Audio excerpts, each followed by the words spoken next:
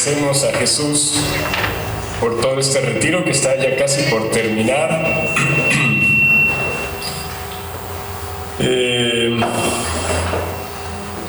Hemos hablado pues de la Virgen María, la obra más perfecta y completa de Dios.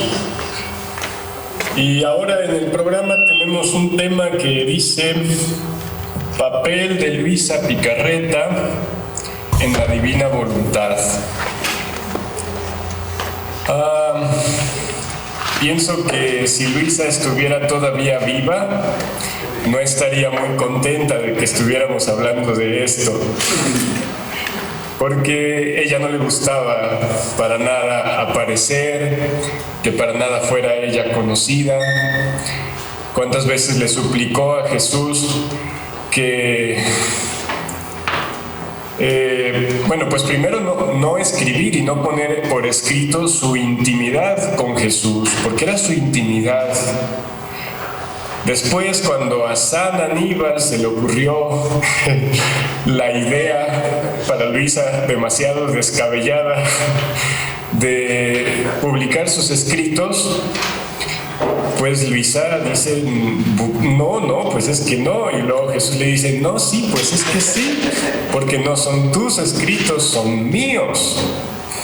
Y luego dice Luisa: pues entonces que el Padre quite todo lo que se refiere a mí y que aparezca solo lo que tú dices, solo las verdades de tu querer. Y dice Jesús: no, porque en el Evangelio, cuando yo hacía algún milagro, cuando yo decía algo a alguien, siempre aparece quién fue el beneficiario, quién fue el receptor de esos bienes que yo hice. Y si las criaturas llegaran a leer estas verdades sin saber quién las vivió, dirían: ¿pero esto qué? ¿Esto se puede vivir? ¿Esto quién lo ha hecho vida? Entonces Luisa se tiene que resignar, porque no solo es Jesús quien espiritualmente le hace saber que lo quiere, sino que también a través de la Iglesia, por medio de San Aníbal, nombrado censor eclesiástico por el arzobispo, pues entonces Luisa no puede hacer más que decir fiat. Pero creo que ahora en el cielo ya dice: pues bueno, sea todo para gloria de Dios y extensión de su reino. Desde la tierra supongo que lo habrá dicho, pero en la tierra con un poco más de sufrimiento, mientras que en el cielo solo con gozo. Así que, pues bueno, ustedes saben que en el Evangelio dijo Jesús que todo lo que se diga en secreto se publicará, se pregonará desde las azoteas. Pues bueno, todo lo que Jesús habló en el secreto de una habitación pequeña con Luisa y que ella pensaba que jamás iba a salir, ahora se publica y se da a conocer por tantos medios. Así que vamos a seguir el orden de una lectura del libro del cielo y espero a través de ella Jesús nos dé la luz de comprender el papel de Luisa en la divina voluntad. Bueno, el triunfo de Dios. Luisa, por si alguien no la conoce, se las presento, ahí está. Don Benedetto Calvi fue, creo que, el último confesor de Luisa, y él escribió esto: ¿cuál fue su vida de 82 años de Luisa?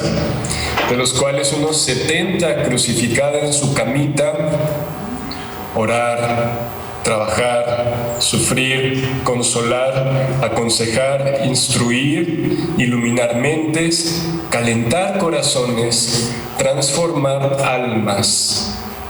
Su camita se transformaba en una maravillosa cátedra, desde la cual, con sabiduría y unción divina, hablaba e íntimamente cambiaba las almas. No pocos salían de su cuartito visiblemente cambiados, asombrados, conmovidos y dispuestos a purificarse con una santa confesión.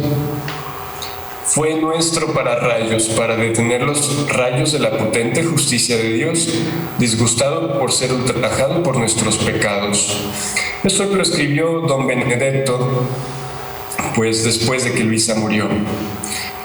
Lo que dice al final, pues bueno, fue porque parte de la misión de Luisa, sobre todo al principio, aunque también después, pero de un modo secundario, fue ser alma víctima, unirse a la pasión de Jesús en reparación por la humanidad indiferente y pecadora.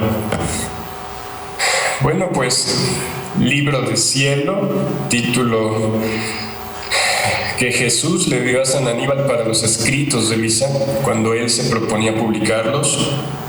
Así que vamos a leer volumen 15, el 11 de julio de 1923. Dice Luisa: estaba rezando y abandonándome toda en los brazos de mi dulcísimo Jesús. Pero un pensamiento en la mente que decía: solo para ti este martirio de dar fastidio a los demás, de ser un peso a tus ministros, no pudiendo hacer menos que fastidiarlos con mis hechos que se desarrollan entre yo y Jesús. Esto Luisa lo dice por el hecho de que Jesús normalmente todos los días en la noche tomaba el alma de Luisa y su cuerpo quedaba rígido, cosa que era estudiada incluso por médicos, porque el obispo siempre quiso tener toda la certeza del estado de Luisa. Durante tantos años, casi 70 en cama, jamás se encontró una sombra de fraude en ella. Pero bueno, de ese estado en el que ella entraba, que ella llama mi habitual estado, solo podía salir cuando el sacerdote iba por la mañana y le hacía la señal de la cruz en la frente o en la mano. Y pues para Luisa era un dolor tener que darle fastidio al sacerdote. Imaginen ustedes tener que ir todos los días a la habitación de una persona a llamarla, por así decir, de vuelta a la vida. Luisa le decía a Jesús: ¿por qué no tú mismo me devuelves? Y bueno, entre las muchas respuestas que Jesús le dio, continúa pensando Luisa: en cambio, los demás son libres. Ellos entran en el estado de sufrimiento y por sí mismos se liberan. ¿Cuántas veces le he pedido que me liberara, pero en vano? Bueno, pues ella se lamenta esto. Ahora, mientras esto y otras cosas pensaba, el bendito Jesús ha venido, todo bondad y amor, y poniéndose junto a mí, me ha dicho: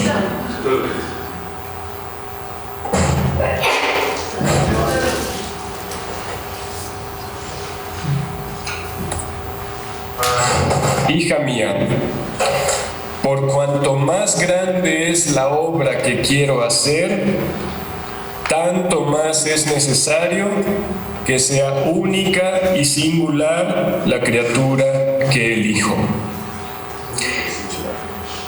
Por cuanto más grande es la obra que quiero hacer, tanto más es necesario que sea única y singular la criatura que elijo.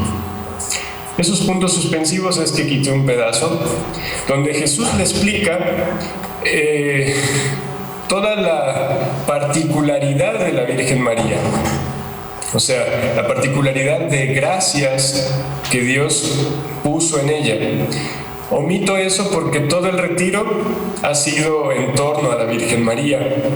Y ahora el tema, este último pequeño tema, es sobre el papel de Luisa.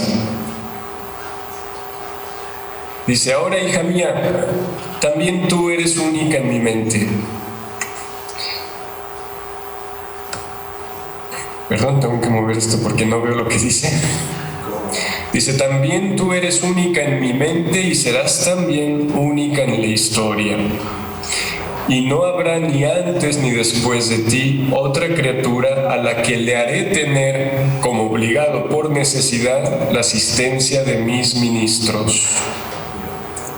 O sea, esa cantidad de años en dependencia completa y directa de los sacerdotes.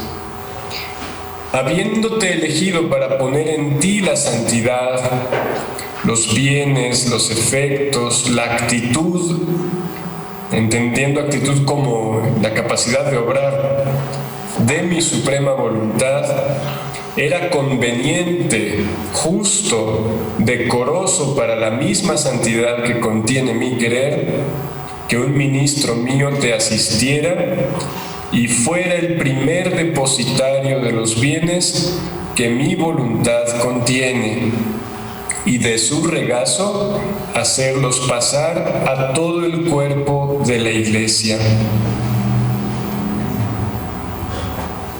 Entonces, Luisa recibe esto de Jesús, pero luego ella lo pone en el ministro, en el sacerdote, y el sacerdote lo pasa a la Iglesia.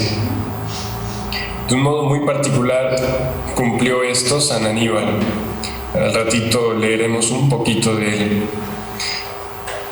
Dice: ¿qué atención no se requiere de ti y de ellos, tú en recibir de mí, como una segunda madre mía, el gran don de mi querer, y conocer de él todas sus cualidades? En este punto de como una segunda madre mía, es en el sentido de cómo la Virgen María pone toda su atención a la voluntad de Dios. Ella, de un modo muy particular, es la que recibe todos los frutos y los efectos de la redención, claro, desde su concepción, pero también cada palabra de Jesús, cada obra de Jesús. Entonces, de igual modo ahora Luisa, imitando esa actitud de María, recibir este don del querer divino, que María ya tenía pues, pero ahora le tocaba a Luisa. Dice: y conocer de él todas sus cualidades, y ellos, los ministros, en recibirlas de ti, para hacer que se cumpla en mi Iglesia el fiat voluntas tua, como en el cielo, así en la tierra. Obviamente Luisa muchas veces le dice a Jesús: ¿por qué no te buscas a alguien importante? ¿Por qué no un obispo, incluso el Papa? Y Jesús dice: así soy, me gusta tratar con los pequeños, con los simples. En México lo entendemos un poco bien con Juan Diego, que dice: pues yo soy lo último. Y la Virgen dice: pues a ti te quiero, precisamente por eso. De hecho, Jesús le dice a Luisa: giré por todas las generaciones buscando la criatura más pequeña, te encontré. Entonces continúa: y ellos en recibirlas de ti, para que se cumpla en mi Iglesia el fiat voluntas tua, como en el cielo, así en la tierra. En este punto quiero leer algo de San Aníbal, directamente escrito por él. ¿Qué pensaba San Aníbal de Luisa y de su misión?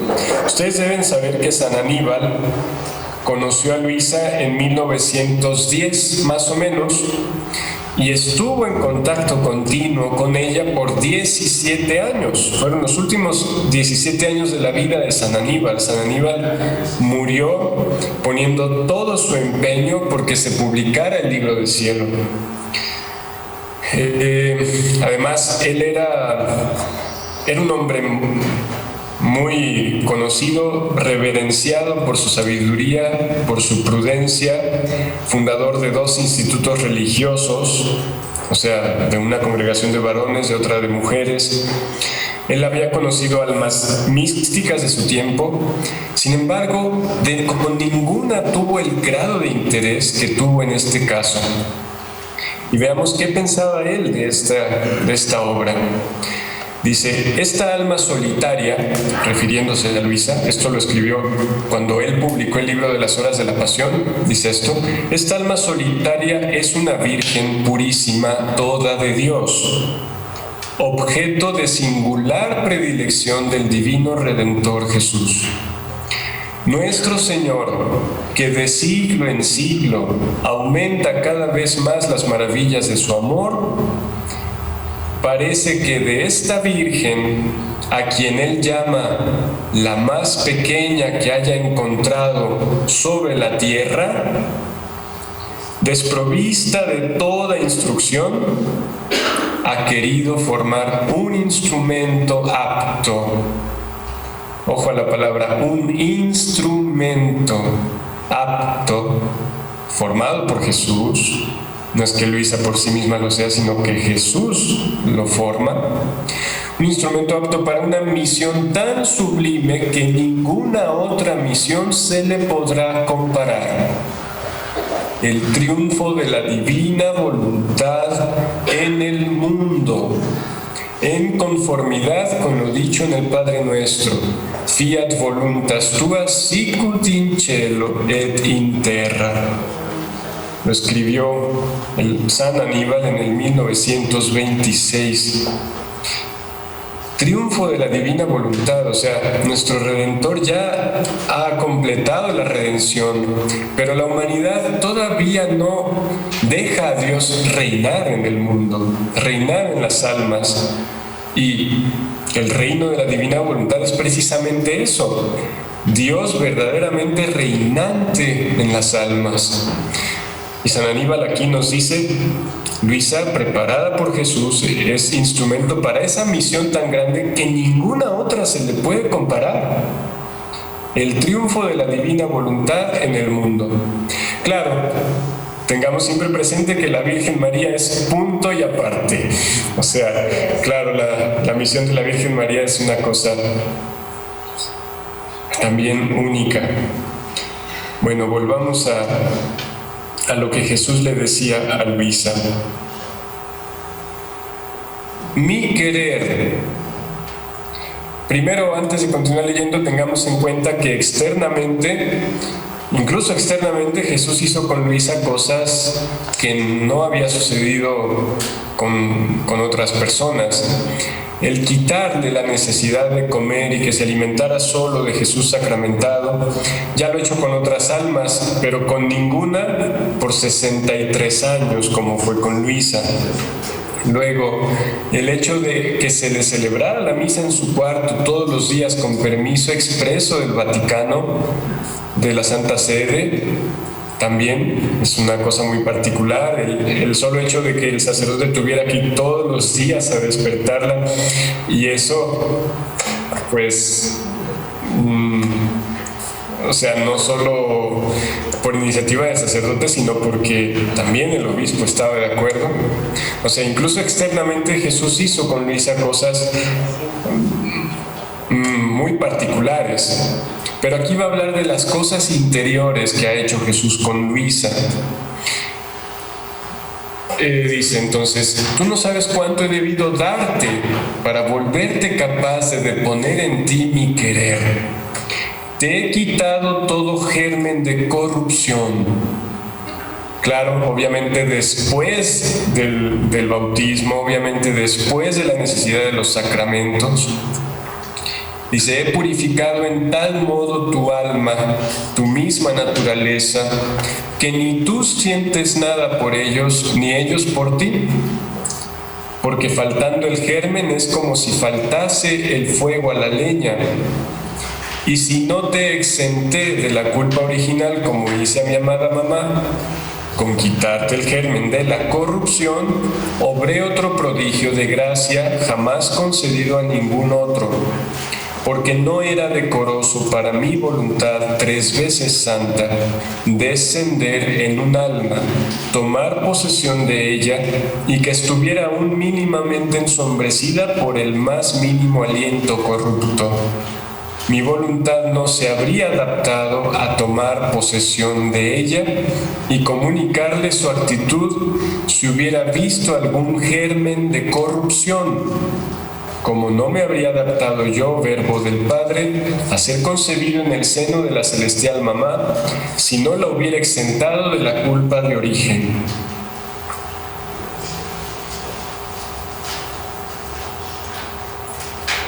Aquí es bueno recordar que San Pablo escribió que en el estado en el que él estaba hacía falta algo más que esperaba, y era la redención de su cuerpo, decía él. Y según entiendo, es esta gracia que Jesús le da a Luisa, el hecho de que el cuerpo también fuera purificado y liberado de las tendencias. Eso será el estado propio en el reino de la divina voluntad, que quizá veremos de un modo más pleno en el futuro. Pero Luisa necesita recibir esto. Ahora, ¿por qué se necesita? ¿Cuál es la necesidad de Luisa?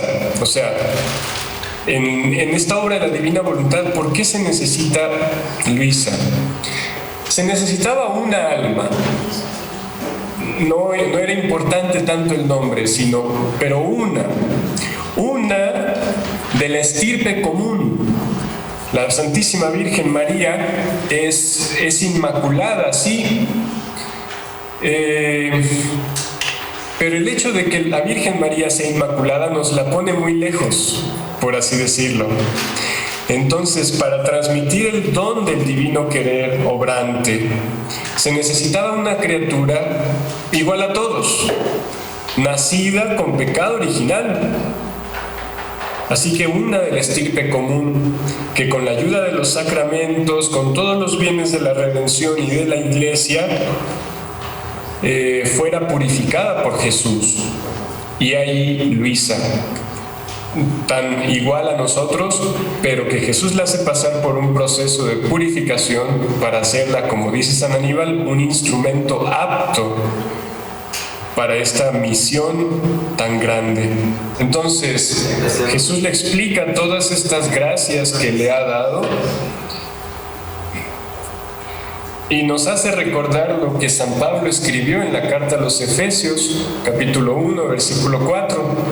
Dice, nos ha elegido en Él, el Padre nos ha elegido en Cristo, antes de la fundación del mundo, para ser santos e inmaculados en su presencia en el amor. María, la única concebida inmaculada. Los demás, gracias a los bienes de la Iglesia, el bautismo, alcanzar ese estado, eligiéndonos de antemano para ser sus hijos adoptivos por medio de Jesucristo, según el beneplácito de su voluntad. Continúa Jesús diciendo, tú debes saber que este cumplimiento de mi voluntad es tan grande que entra en las obras más grandes que la divinidad ha obrado. Y quiero que sea conocido, a fin de que al conocer la grandeza y los bienes inmensos que contiene, lo amen, lo estimen y lo deseen. Y continúa Jesús diciendo, 3 veces la divinidad suprema decidió obrar ad extra. La primera fue en la creación, y esta fue sin intervención de la criatura, porque ninguna había salido a la luz del día. La segunda vez que la divinidad decidió obrar ad extra fue en la redención, y en ella intervino una mujer, la más santa, la más bella, cual fue mi celestial mamá.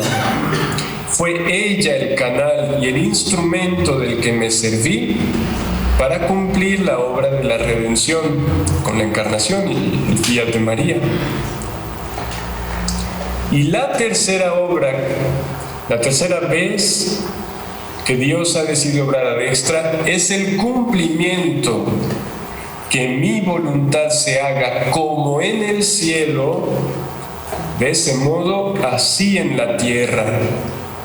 Esto es, que la criatura viva, obre con la santidad y potencia de nuestra voluntad, obra inseparable de la creación y de la redención, como es inseparable la Trinidad sacrosanta. El Catecismo de la Iglesia en estos números menciona las tres obras de Dios: la creación, la redención, la santificación. Lo que hace a través del libro del cielo es hacernos comprender el alcance de la obra de la santificación. ¿Qué es lo que Dios quiere dar para cumplir plenamente esa obra? Continúa Jesús diciendo, dice, no podemos decir que la obra de la redención esté por nosotros, no podemos decir que la obra de la creación esté por nosotros terminada si nuestra voluntad, como fue decretado por nosotros, no obra en la criatura y vive con la libertad, santidad y potencia con la que obra y vive en nosotros. Ese es el pleno estado de imagen y semejanza de Dios, en el cual Dios crea al hombre. El hombre se sale de ese estado y podríamos decir que queda inconclusa la obra de Dios, porque el hombre no está en el estado en que Dios lo creó.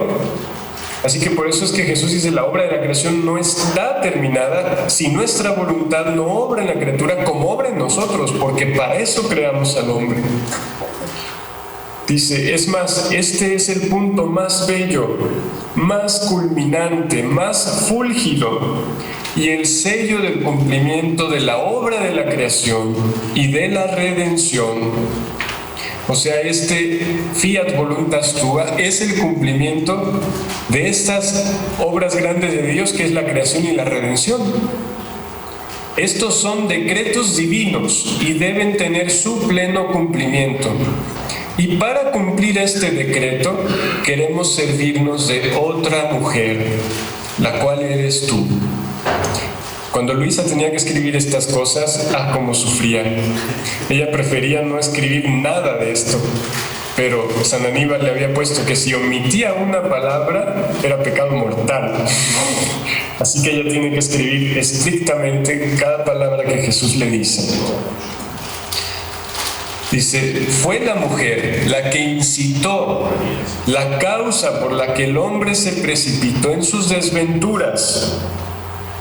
Y nosotros, la Trinidad, queremos servirnos de la mujer para poner las cosas en orden y hacer salir al hombre de sus desventuras y restituirle el decoro, el honor, la verdadera semejanza nuestra, como fue por nosotros creado. Recuerda el Génesis 3:15, enemistad pondré entre ti y la mujer, entre tu linaje y su linaje. Él te pisará la cabeza mientras acechas tú su calcañar.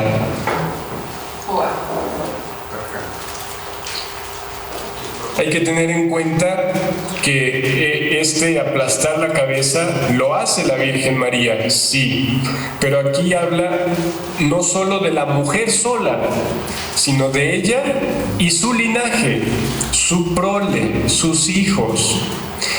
Y recordando que en Dios los últimos son los primeros y los más pequeños los más grandes. Por eso, Luisa, la última de las criaturas y la más pequeña de todas, es puesta como primera en ese linaje de la mujer, María, que debe aplastar la cabeza.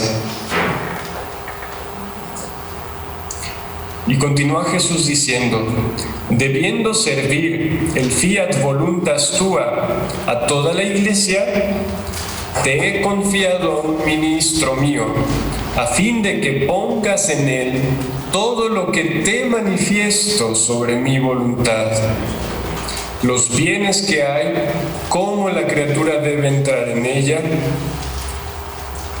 Esto es como una lista de las cosas que contiene el libro del cielo, los bienes que hay en la divina voluntad, cómo debe entrar la criatura en ella, en la divina voluntad, cómo la paterna bondad quiere abrir otra era de gracia, poniendo en común con la criatura sus bienes que posee en el cielo y restituyéndole la felicidad perdida. Por eso sé atenta y séme fiel. Si ustedes han seguido la lectura el oficio de lectura de la liturgia de las horas, ahorita se está llegando al término del Apocalipsis. Es interesante poner atención ahí porque de hecho describe el triunfo de Dios, que es la divina voluntad obrante en la criatura, en la humanidad. Bueno, pues eso es lo que Jesús le dice en esta ocasión. En otras le dirá más cosas. Según escuché hace días, Luisa escribió solamente una vez al Padre Pío, solo una, en un tiempo en que Luisa pasaba por una grande dificultad, en el mismo tiempo en el que al Padre Pío se le prohibió celebrar la misa en público, confesar, se le prohibió ejercer cualquier función de su ministerio sacerdotal, excepto celebrar misa en privado. En ese mismo tiempo, Luisa también pasó un periodo difícil y una edición del libro de las Horas de la Pasión, una edición, no las que San Aníbal había publicado. Para eso entonces ya había muerto San Aníbal. Una edición fue condenada, no fue hecha, quien la publicó no la hizo con las debidas formas. Entonces, Luisa le escribe al Padre Pío y el Padre Pío contesta esto: querida Luisa, los santos sirven para el bien de las almas, pero su sufrimiento nunca tiene límites. ¿Qué le está diciendo? Jesús te está santificando para bien no solo tuyo, sino de las almas en general. Y ánimo a sufrir porque no tiene límites. Además, esta mujer que ustedes ven allí se llama Rosaria Bucci. Ella cuidaba a Luisa y después de que murió Luisa, ella siguió custodiando el legado de Luisa. Un capuchino, un fraile de la misma orden del Padre Pío, que se llama Bernardino Giuseppe Bucci, o Giuseppe Bernardino Bucci, era sobrino de ella, y él escribió memorias de Luisa en base a lo que se conocía en Corato con las personas que vivían cerca de Luisa. Y allí este padre Giuseppe Bernardino Bucci escribe esto: Luisa dijo a mi tía, tú serás mi testigo. Y el Padre Pío un día le dijo a quemarropa, en su dialecto de Benevento, estas palabras: Rosaria, sigue adelante, pues Luisa es grande y el mundo se llenará de Luisa. Todos sabemos que el Padre Pío era un profeta que lo que decía se cumplía. Profetizó a Karol Wojtyła, que sería papa, y así fue, y tantas cosas más. Bueno, pues el padre capuchino Bernardino Bucci nos dice que esto dijo el Padre Pío: Luisa es grande y el mundo se llenará de Luisa.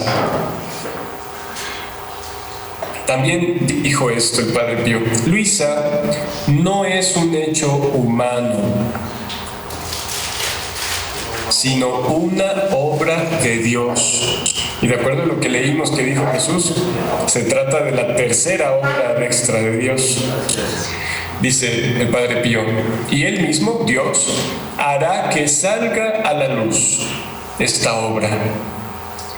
El mundo quedará asombrado ante su grandeza.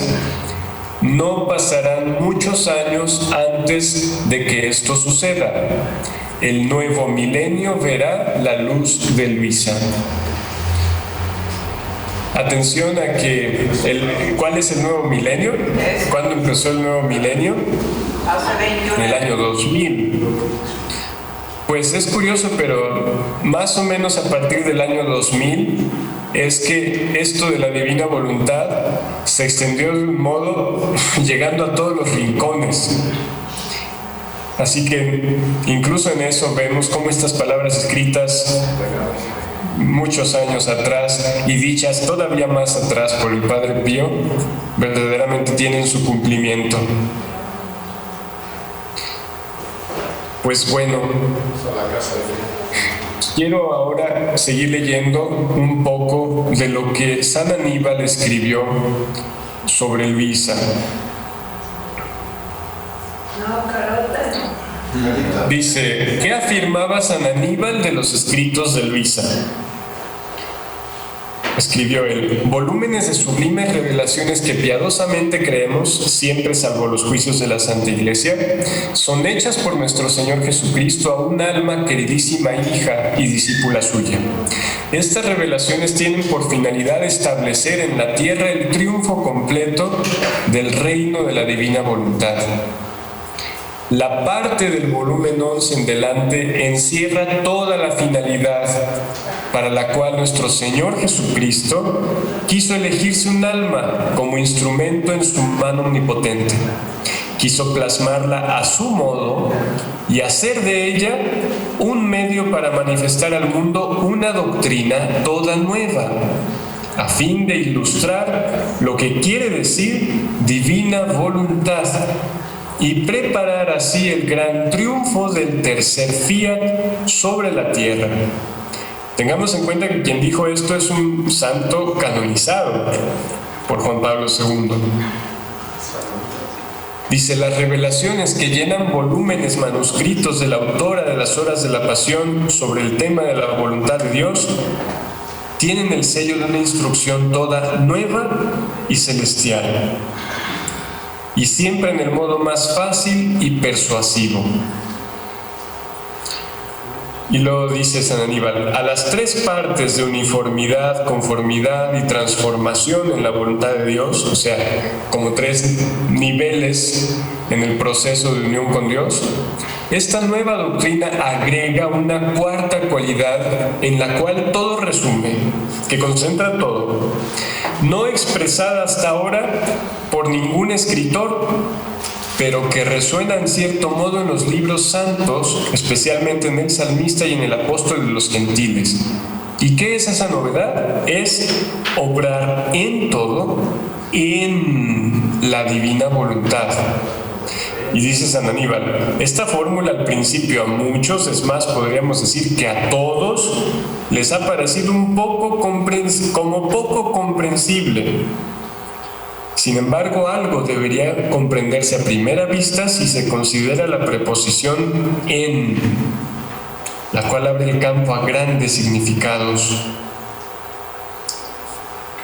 Luego acá dice San Aníbal, no es uno más de los acostumbrados tratados sobre el hacer la voluntad de Dios, sobre el uniformarse a la voluntad de Dios y semejantes, como hay ya varios libros, sino que es algo muchísimo más elevado, más íntimo, es un secreto develado ahora sobre el obrar en unión a la divina voluntad y sobre los inmensos bienes inestimables que produce esto. Explica San Aníbal, la piadosa autora un día me decía, obrar en la voluntad de Dios es muchísimo más que uniformarse a la voluntad de Dios. O sea, no es solo, bueno, Dios lo quiere, yo también. Se empieza por allí, pero va mucho más de allí. Dice, en efecto, al uniformarse en todos los eventos a la voluntad de Dios, el alma, de cierta manera, sufre la divina voluntad como que estuviera obligada. En cambio, obrar en la voluntad de Dios quiere decir identificarse de tal manera con todas las acciones e intenciones divinas. Es cuestión de meditar un poco. Identificarse, o sea, unirse hasta tener la misma identidad con todas las acciones e intenciones propias de Dios. Que el alma en esta voluntad divina se dilata, se transforma y con Dios y en Dios obra, quiere y goza, como obra, quiere y goza Dios mismo. Son verdades que se sienten y se comprenden más orando que razonando. Jesús le había dicho a Luisa en lo que leímos, la obra de la creación no puede estar completa si nuestra divina voluntad no obra en las criaturas como obra y vive en nosotros, en la Trinidad. Y es aquí lo que San Aníbal le explica. El alma obra con Dios y en Dios, y en Él quiere y goza como obra quiere y goza Dios mismo.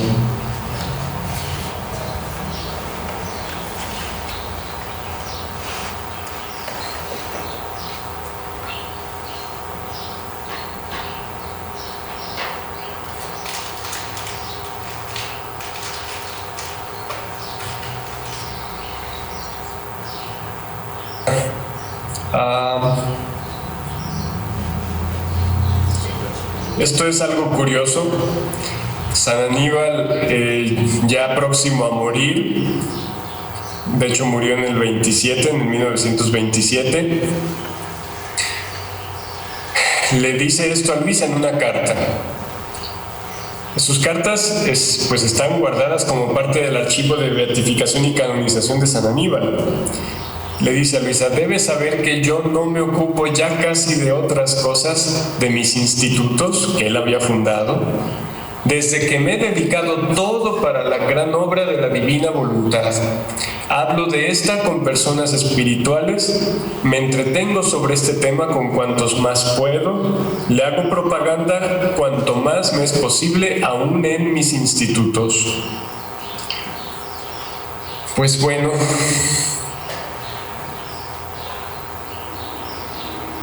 es importante entender también esto, que ahora al ser canonizado San Aníbal, la Iglesia reconoce oficialmente y avala su santidad, la santidad de San Aníbal, que fue modelada en las enseñanzas de Jesús a Luisa. No leí todo lo que teníamos aquí, pero San Aníbal le dice a Luisa cómo él intenta vivir esto, cómo lo pone en práctica. Entonces hay un santo canonizado que ha puesto sus últimos 17 años de vida en vivir lo que Jesús le dice a Luisa. Y la Iglesia lo pone como ejemplo de todos los cristianos en estos tiempos para que se realice la nueva y divina santidad con la cual el Espíritu Santo desea enriquecer a los cristianos al alba del tercer milenio. Esto está en un mensaje de San Juan Pablo II a los rogacionistas, frailes fundados por San Aníbal en el centenario de su fundación. Entonces, que se realice la nueva y divina santidad con la cual el Espíritu Santo desea enriquecer a los cristianos al alba del tercer milenio.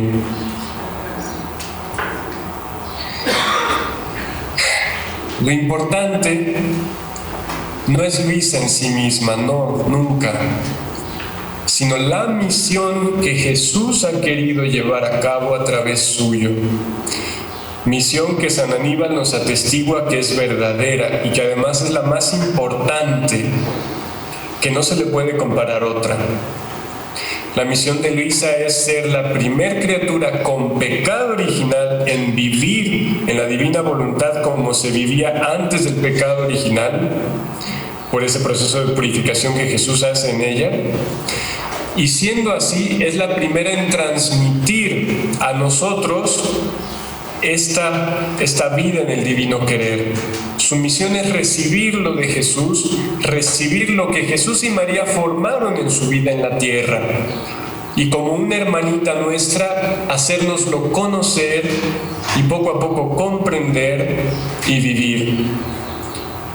Así que se podrían decir más cosas de cuál es la misión de Luisa, pero esas se las dejo para que ustedes a su momento las lean.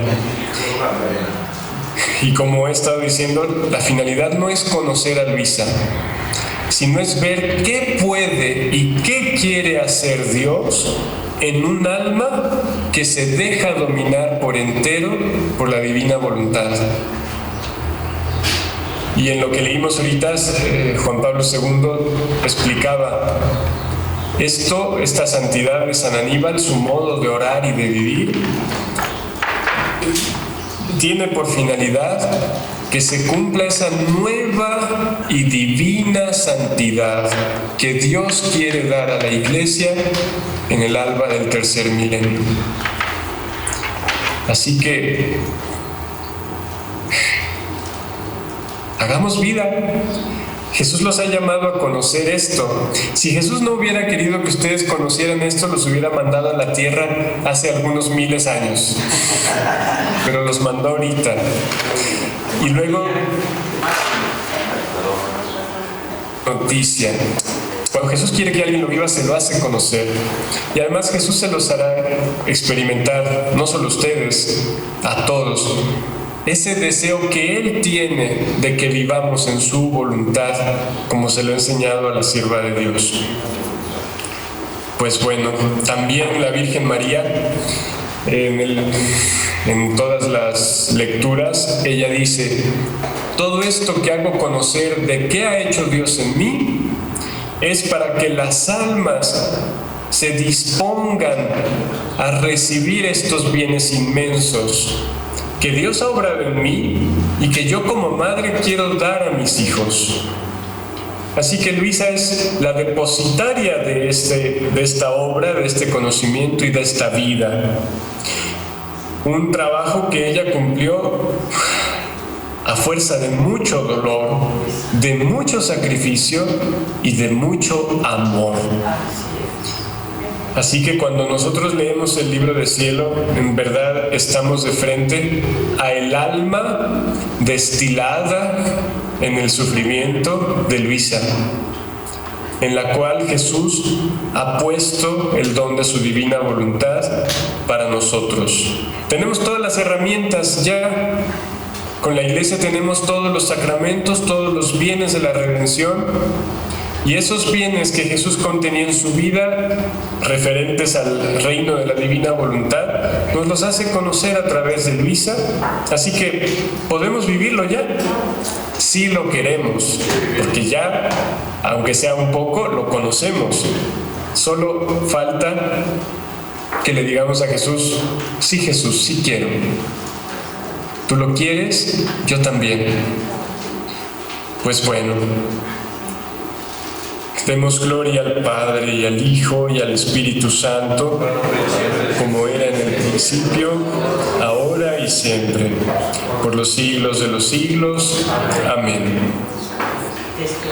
Gracias, y ya nos veremos más adelante si Dios lo permite.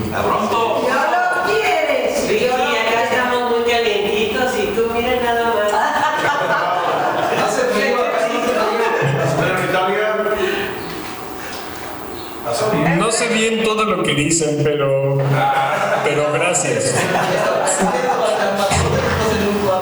Efredo, que estás en el refri.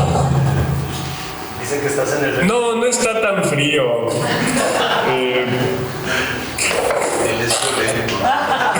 No está tan frío, pero aquí tengo mi chamarra. No, cuando llegué estaba muy frío. Es el hermano Joseph. ¡Saludos! ¡Saludos! Pero ya se fue. ¡Venga! ¿Mande? ¡Que venga! Queremos hablar en avión. Ya se fue, ya se subió. Ah, güey.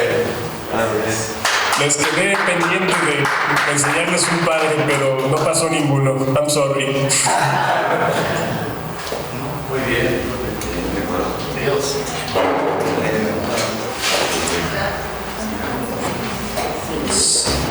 Bien, muy bien, pues agradecidísimos con todo lo que Dios nos ha regalado, enormes tesoros y con distintos tintes y sabores, sí, y distintos países.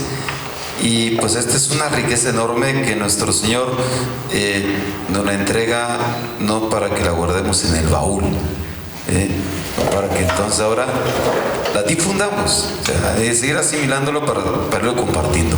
Pues que esta es nuestra misión y llevamos una enorme encomienda, pero no vamos solos, ¿sí?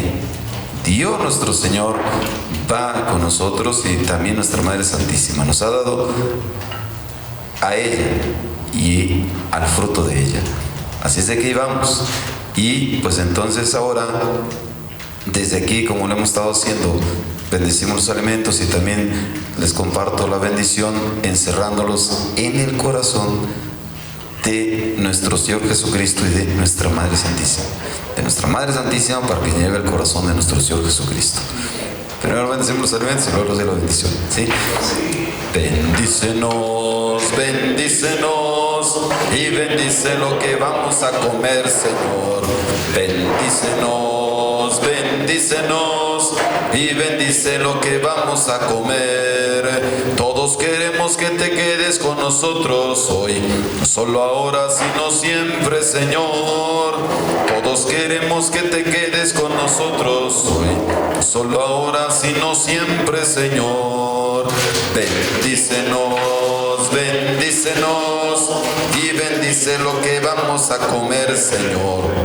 Bendícenos, bendícenos y bendice lo que vamos a comer. Que el Rey de la eterna gloria nos haga partícipes del banquete celestial. El Señor esté con ustedes y les bendigo con la voluntad de Dios y en la voluntad de Dios. Acompañado de nuestra Madre Santísima, encierro a todos los presentes en el corazón de nuestro Señor Jesucristo. Con las cadenas de su amor, no solo los aprisiono, sino los ato íntimamente a Él, que uno por uno sus pensamientos, sus afectos, sus deseos. Ato sus manos y pies, encadenándolas al corazón de nuestro Señor Jesucristo, para que no tengan otras manos y pies que las de nuestro muy amado Jesucristo, Señor nuestro. Y su cárcel sea el corazón de nuestro Señor Jesucristo. Las cadenas en su amor y las rejas que les impidan absolutamente salir sea la voluntad santísima de Dios. Y las llamas de amor sean su alimento, su respiro y su todo. Y la bendición de Dios Todopoderoso, Padre, Hijo y Espíritu Santo, descienda sobre ustedes y toda la misión que Dios les está encomendando y permanezca para siempre. Amén.